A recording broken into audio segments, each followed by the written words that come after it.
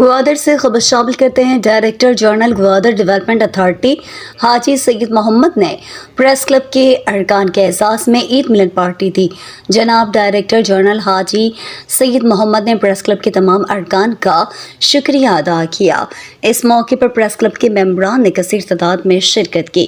اس پرتکلف party میں director general حاجی سید محمد اور صحافیوں کے درمیان دو طرفہ تعلقات اور گوادر کی تعمیر و ترقی اور جی ڈی اے کی طرف سے شروع کیے گئے پروجیکٹس پر گفت و شنید کی گئی۔